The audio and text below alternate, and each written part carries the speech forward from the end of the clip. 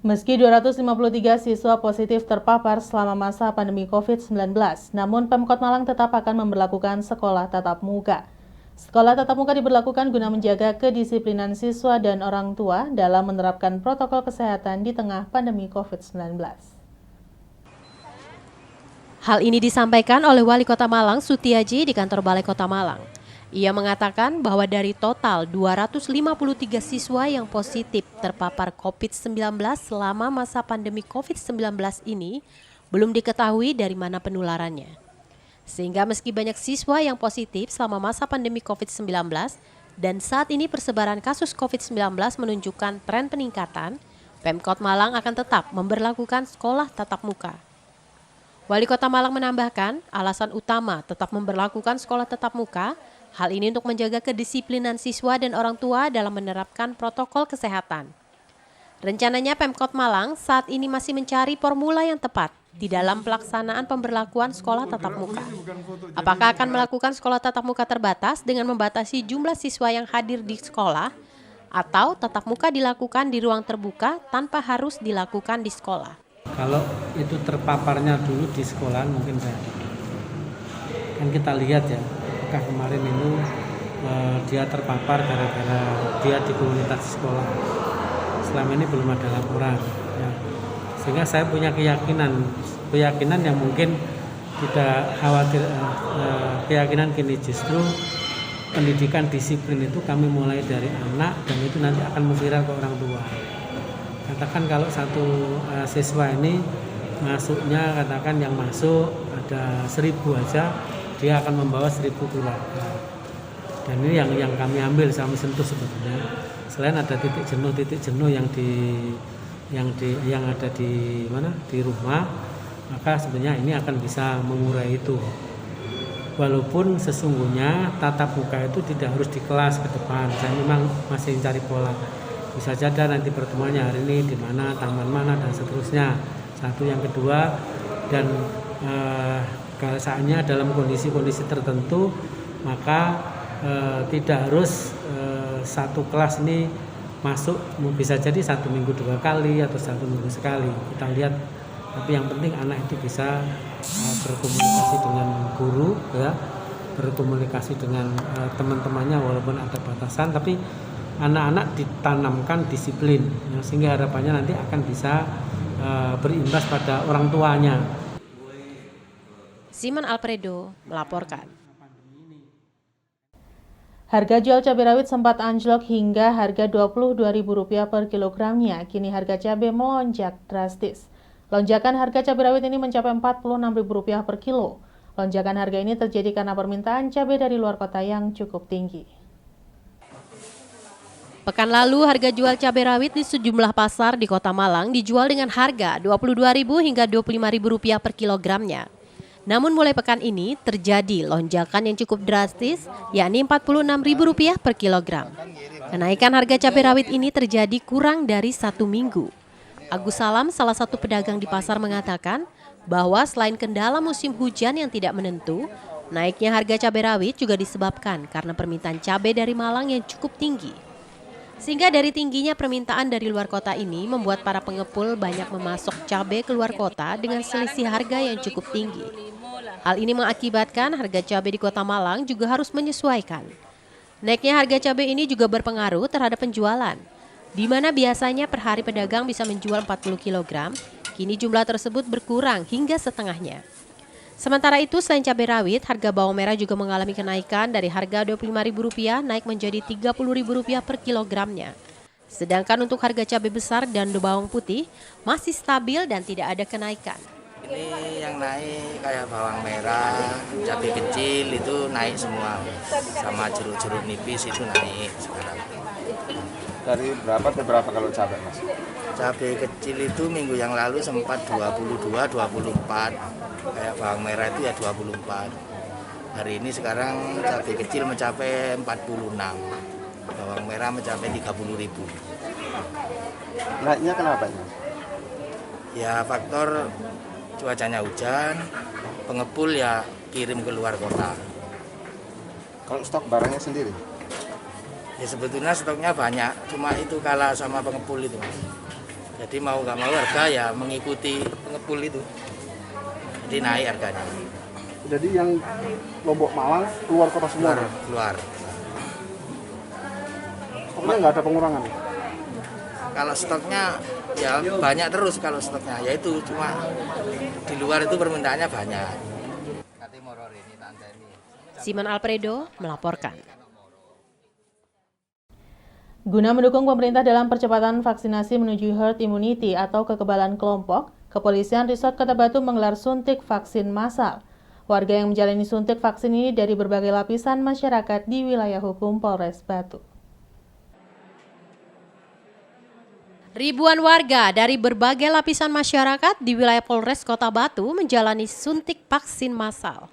Vaksinasi massal yang dilakukan Polres Batu bersama TNI dan Dinas Kesehatan Kota Batu ini sebagai bentuk dukungan program pemerintah dalam percepatan vaksinasi menuju herd immunity atau kekebalan kelompok dalam memutus mata rantai penyebaran COVID. Pelaksanaan vaksinasi COVID-19 mengikuti prosedur yang telah diatur pemerintah, di mana setiap peserta harus menjalani pendataan dan screening kondisi kesehatan. Dan untuk tetap menjaga protokol kesehatan serta menghindari kerumunan, peserta vaksin massal diawasi Satgas COVID-19 dari Kepolisian Resort Kota Batu. Para peserta yang lolos dari screening kesehatan, maka selanjutnya akan menjalani penyuntikan vaksinasi COVID-19 oleh para vaksinator, personil Bedokes Polres Batu dan Dinas Kesehatan Kota Batu. Usai menjalani vaksinasi COVID-19 yang kali ini menggunakan adalah vaksin Sinovac, para peserta pun menjalani masa observasi selama minimal 30 menit untuk memastikan tak ada gejala efek samping yang dialami. Peserta vaksinasi massal dari berbagai lapisan masyarakat yang ada di wilayah hukum Polres Batu dengan target 1.500 orang setiap hari, ditargetkan 500 orang yang menjalani vaksin dan digelar selama 3 kali dalam sepekan. Kapolres Batu AKBP Catur Cahyono Wibowo menjelaskan, vaksin massal ini menindaklanjuti program pemerintah pusat melalui Kemenkes dengan menggandeng TNI Polri. Pemerintah menargetkan 1 juta vaksin dalam 1 hari dengan tujuan untuk mengejar capaian vaksinasi yang masih rendah. Dengan adanya vaksinasi massal ini, diharapkan bisa segera mencapai target herd immunity. Kapolres berharap vaksinasi ini bisa berjalan secara maksimal sehingga kekebalan dalam masyarakat bisa meningkat dan menjadi sehat, khususnya bagi masyarakat di Kota Batu yang bersentuhan langsung dengan banyak orang.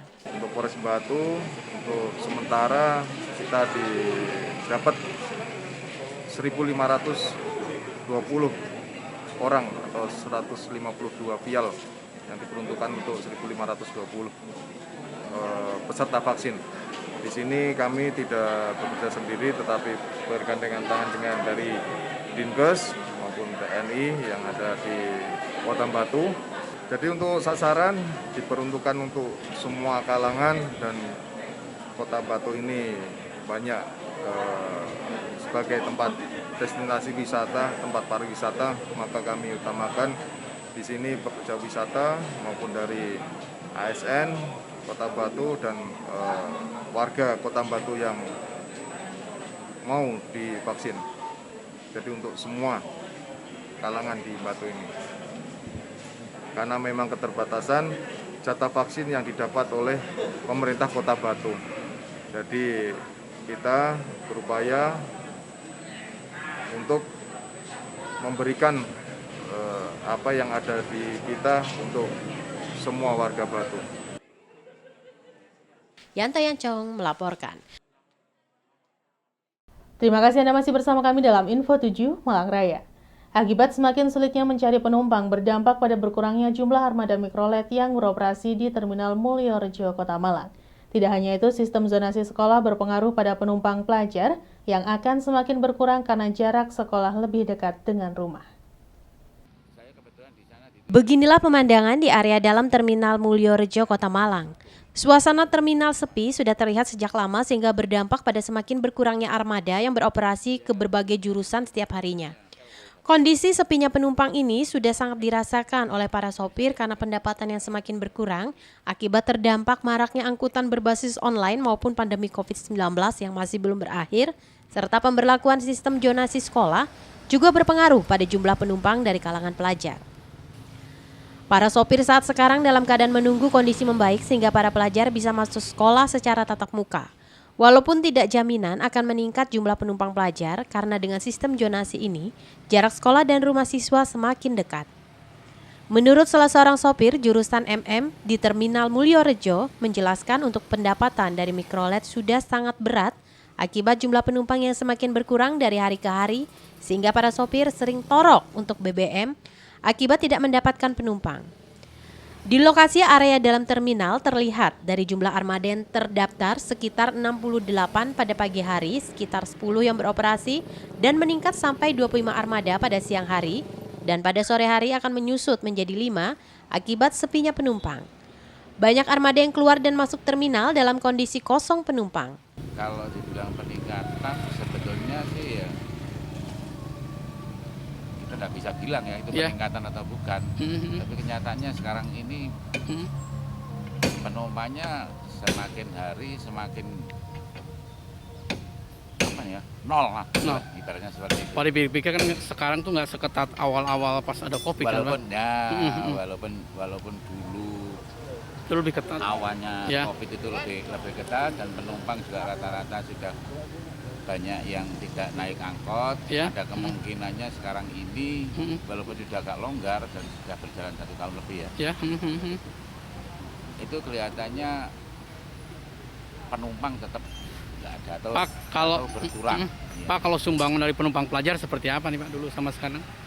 Jauh sekali, apalagi yang ada beberapa supir yang mendengar, maksud saya juga mendengar himbauan dari nggak tahu menteri pendidikan atau apa yang bilang kalau nanti sekolah diadakan secara tatap muka, sebaiknya jangan naik angkutan umum.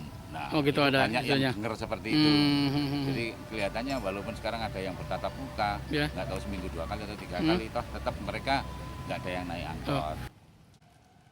Iwan Hikmawan melaporkan. Akibat masih belum ada perbaikan setelah mengalami kerusakan lama, jalan antar dusun di wilayah Kalisodo Wagir dikeluhkan banyak pihak. Kondisi aspal jalan sudah hilang dan menyisakan batuan tajam. Tidak hanya itu, ketika hujan turun, maka lubang jalan berkubang air dan kerusakan semakin parah. Beginilah pemandangan di jalan di wilayah Kalisodo Wagir, Kabupaten Malang. Jalan penghubung antar dusun dan menuju ke kawasan wisata Coban Glotak ini masih menyisakan sekitar 0,5 sampai 1 kiloan yang belum ada perbaikan sehingga mengganggu aktivitas warga dan pengguna jalan. Rusaknya jalan ini salah satunya diakibatkan banyak faktor, salah satunya ramainya kendaraan yang melintas serta tidak maksimalnya fungsi saluran air maupun aspal yang terlihat lembab akibat rimbunnya kawasan. Sehingga ketika penghujan maka kerusakan jalan semakin parah dan di beberapa titik jalan berkubang air hujan. Kondisi jalan menanjak dan menurun menyulitkan pengendara ketika melintas terutama ketika membawa muatan di sepeda motor. Menurut salah seorang warga menjelaskan kerusakan jalan ini sudah lebih dari 2 tahunan dan masih belum ada perhatian pemerintah sehingga kerusakan jalan ini semakin parah dan banyak lokasi aspal jalan sudah hilang. Di lokasi terlihat kendaraan roda 2 dan roda 4 cukup banyak melintas, sekalipun kondisi jalan sudah mengalami kerusakan karena jalan ini merupakan jalan utama warga ketika akan menuju ke kantor Kecamatan Wagir. Banyak pihak berharap jalan segera ada perbaikan agar aktivitas warga masyarakat semakin lancar dan kawasan bisa lebih berkembang dengan ketersediaan fasilitas jalan yang layak. Sudah berapa lama ini Pak jalan itu? Sekitar 10 tahun. Lama betul Pak? Iya. Ini menghubungkan mana-mana ini Pak? Sana ke mana? Ini arah Coban Glotak, wisata. Wisata ya, terus masih bisa ke Wagir ya? Iya, sudah langsung tebus Wagir sana, tapi di sana ya juga belum, masih begini. Pak, berapa kilo kira-kira Pak yang rusak ini Pak? Kira-kira 1 kiloan, cuma jalan begini kurang lancar. Jadi nggak nyaman Pak ya? Iya. Untuk lampu gimana lampu? Lampu-lampu ya. Di sini nggak ada ya? Ada. Di sini? Iya, tetap ada. Lampu penerang jalan umum? Iya, lampu listrik. Oh, ada Pak ya? Ada. Cuma di tengah-tengah ini nggak ada. Nggak ada Pak ya? Nggak ada Pak ya? Gitu loh Pak. Iwan Hikmawan melaporkan. Terima kasih Anda masih bersama kami dalam Info 7 Malang Raya. Dalam rangka memperingati Hari Bayangkara ke-75, Induk Koperasi Polisi menggelar bakti sosial. Bakti sosial yang digelar Inkopol dengan Polres Batu selain memberikan bantuan terhadap para petani, juga melaksanakan operasi gratis terhadap penderita katarak, hernia, dan bibir sumbing. Bertempat di Balai Kecamatan Kasemben, Kabupaten Malang, Inkopol bersama Polres Batu dan Dokes menggelar bakti sosial dalam rangka peringatan Hari Bayangkara ke-75. Hadir dalam kegiatan tersebut antara lain Kepala Inkopol, Kepala Rumah Sakit Bayangkara dari Mabes Polri, dan Polda Jawa Timur serta Kapolres Batu. Kegiatan yang dilaksanakan di Kecamatan Kasembon antara lain pemberian bantuan alat kesehatan dan masker terhadap warga masyarakat di wilayah Kecamatan Kasembon. Sebelumnya, Bakti Sosial Inkopol juga telah memberikan bantuan terhadap petani yang ada di wilayah Kasembon, membuka lahan bekerja sama dengan perhutani seluas 10 hektar untuk ditanami pisang. Selain membuka lahan baru untuk petani, Bakti Sosial Hari Bayangkara ke-75 ini dari bagian kesehatan kepolisian juga telah melakukan operasi katarak gratis, operasi hernia dan operasi bibir sumbing kepada warga masyarakat di wilayah Kecamatan Kasembon. Jadi jelasnya ini adalah moderasi beragama Inkopol itu programnya. Ditempatkan di sini latar belakangnya dulu pernah ada kejadian penangkapan gembong teroris tingkat internasional, yaitu Dr. M. Azhari, adanya di Batu. Dan kerjasama ini dilaksanakan berkat kerjasama dengan perhutani. Tanahnya milik perhutani seluas 10 hektar. Yang mengerjakan adalah para pesanggem yang ada di wilayah Desa Pondok Agung, Kecamatan Kasembon. Di sini jumlahnya 55. Tahap pertama 10 hektar ditanami 10.000 pisang, terdiri dari 60% pisang kepok kuning dan 40% pisang rojo bolu, ditambah 1.000 durian. Nah, Inkopol juga berpikir sebelum panen pastinya mereka kan perlu hidup. Inkopol subsidi beras 20 kg per petani, sehingga secara total selama setahun Inkopol tiap bulan mengeluarkan kurang lebih 1,3 ton beras. Diharapkan dengan digelarnya Bakti Sosial HUT Bayangkara ke-75 yang bersentuhan langsung dengan masyarakat bisa mewujudkan Polri menjadi institusi yang Polri persisi atau prediktif, responsibilitas dan transparansi berkeadilan. Ini adalah merupakan bagian kerjasama dari Pusdokes, Rumah Sakit Bayangkara, dan Inkopol. Hari Bayangkara sendiri sudah dilaksanakan di seluruh Indonesia, terutama untuk operasi bibir sumbing ini kita bisa memecahkan rekor nasional, dilaksanakan dari Sabang sampai Merauke sebanyak 760 pasien. Kemudian juga kegiatan lainnya di tempat lain kita juga melaksanakan donor darah, operasi katarak juga, kitanan massal, dan pengobatan lainnya. Juga nanti tanggal 26 kita akan melaksanakan vaksinasi massal 1 juta satu hari, yang insya Allah akan dilaksanakan seluruh Indonesia di seluruh Polda Republik ini. Yanta Yancong melaporkan.